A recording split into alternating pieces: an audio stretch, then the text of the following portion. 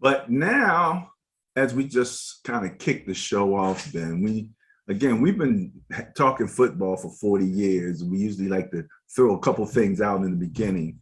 Um, I talked to one Mr. Clement this morning, early Okay. this morning. And, we had that conversation about your running backs because now his son, Mr. Corey Clement, is a giant. And so it was funny. Two things happened. Number one, in talking about Corey, it's interesting. Corey came out in 2017. The other back, he was from Wisconsin. The other back in the backfield was Mr. Dari Ogunbowale. I I think I remember said him. that. Remember him? I remember him. And the thing about that Wisconsin team was that they used to run, I used to say Corey up the middle left, up the middle right. You know what I mean? And then they give the jet sweep to Ogunbowale, you know? And I always thought Corey could run that jet sweep pretty well, but that's what they use him for. So they both come out at the same time. And, when you're talking to dad, dad's like, my son, is he getting a fair shot? And he's all worried about him. And we're looking at his career, right? Because we've been, following Corey since he was in, Little League. So I said, look, man, I said, think about it this way. Let's look at the career of Mr. Ogunbowale, okay? Just real quick, okay? And this is kind of instructive for anyone understanding what it might take to be in the NFL. So first of all, they both were undrafted free agents. Okay, both Corey and Dari, right? Dari comes out, he gets drafted. He gets signed by the Texans.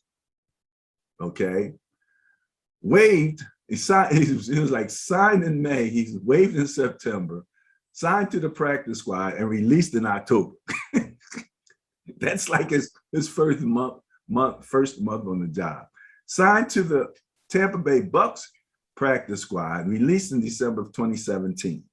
He goes to the Redskins. He signed there on the practice squad, promoted to an active roster before being waived in 2018, right? 2018, signed with the Tampa Bay Buccaneers, waived on September 1st, re-signed to the practice squad. He was released from the practice squad, re-signed on the 31st of October in 2018, promoted to the active roster, and then waived in November, re-signed to the practice squad, and then signed a reserve futures contract with the Bucks, right? This is what's crazy. He went to the Jacksonville Jaguars after that, right? But he signed with Tampa Bay, I believe. Here it is. Yeah, he signed with Tampa Bay again, but was waived in September of 2020. Okay. So he got waived in September of the year that they won the Super Bowl. As opposed to Corey, who basically played most of his time, those 3 years, with one team, right? Goes to the Super Bowl, wins the Super Bowl, Has a significant play in the Super Bowl. Had significant play, a touchdown, scored a touchdown in the Super Bowl. You know what I mean? But both of them are still at that point in their career where they still have to kind of scratch and claw to maintain their place. Yeah, but it's two different kinds of scratching and clawing, for lack of a better phrase. First of all, the way they were used at Wisconsin kind of set the table for how NFL teams were going to look at them when they first came into the NFL. Corey was basically Mr. Inside, and the other guy was basically Mr. Outside. And then, obviously, because neither of them were drafted, there were some questions in some NFL owners or GM's minds. They get into camps, at which point they can prove, yes, I can do this. Yes, I can do that. I would think that every running back that signs with an NFL team, whether they're drafted or not, is coming in to try to prove that they can be an every down back. I mean, who comes into the NFL with the intention of being a third down back? You know what I mean? So you come in, so that means you have to prove yourself. You have to prove that if all you ran was outside runs and jet sweeps and took swing passes in college, you have to prove that you can run the ball on first and second down, off tackle, up the middle. If all you did was run off tackle and up the middle, you have to prove that you can get outside and turn the corner and make yardage on the outside. I think Corey, over the course of his short career, has proven that he can do that as well as catch the ball out of the backfield. The other gentleman obviously has not, because if he did, he'd have been on more active rosters and not hanging around on practice squads. I think he's hanging around on practice squads because he has the physical ability. He has enough physicality. He's probably either going to stay on practice squads for injury emergency purposes or be assigned to special teams possibly, which would actually be better, because if you're on the active roster and you're on special teams, that gives you another opportunity to kind of prove yourself. It's really hard to prove yourself when you're on the practice squad. On the practice squad, you're basically like break glass in case of emergency.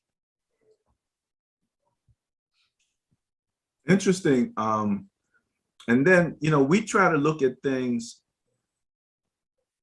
from both the finance, and the football piece of it. And so we were talking about Mr. Devontae Booker.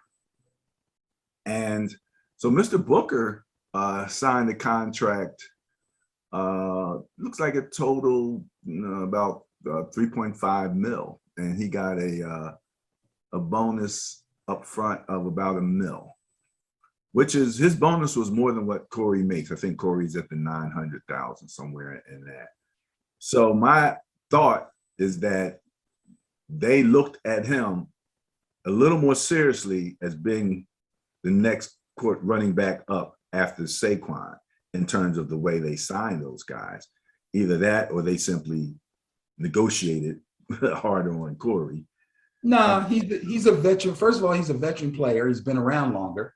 Second of all, he's had some stints as a starting running back with Denver. So he's got a little bit more on his resume. So there you go. So the interesting thing for Corey is then he's sandwiched between Devontae Booker, right, in terms of backing up Saquon. Now, Ben, this is your team, so you can fill me in. The guy on the back end that I'm looking at, you got to watch out for, is named Platzengummer. Come on, man.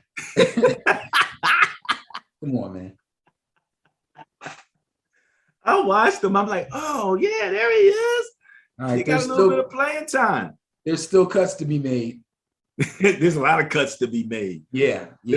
I think they just got down to 85, and they have to, what? Are we going to 53 this year, or did they give them? I believe I heard the number 53 is the final number again. Yes, which I was surprised, because I thought they would increase it at least a little bit because they've added another game to the schedule. Maybe I'm wrong. I don't know. That might be something that didn't pass through during the negotiations, but All right. Well, remember the name Platzengummer, and we'll come back to it. I won't remember. The coach talked very nicely about him. I remember when I hear he got like cut. him a lot. I remember when I hear he got cut. All right.